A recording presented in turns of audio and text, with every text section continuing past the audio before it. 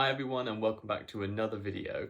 So today I'm going to be answering a question which quite a lot of you have asked, which is what is the salary for a chartered accountant?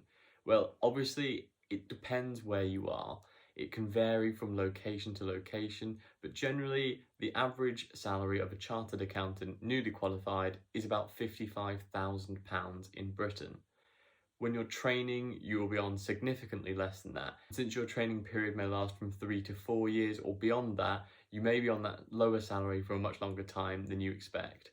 Many training contracts start anywhere between 16 to 30k, depending on where you are.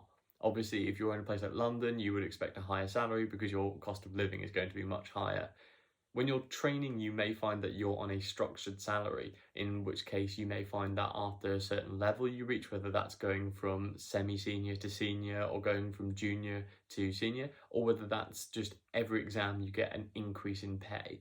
I've had both structures during my contracts, so I've seen them both. For example, you may start off on 20k and then you may get 400 or 800 more pounds gross salary per exam you pass. This is not an unusual contract structure. To answer the question of how much do chartered accountants actually get paid, well, at that point it's all up to negotiations. You are paid what you can demand. So there are some chartered accountants who take home £1,000 a day doing contract work, and there are some who happily sit around 60, £75,000 a year working in the job that they want to work in.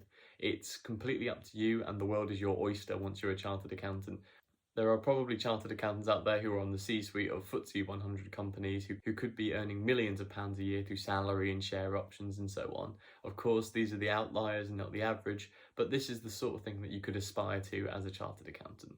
Okay, I hope that's helped answer your question, and if you have any more, please let me know in the comments below. Remember to like, comment and subscribe if you want to see more from me.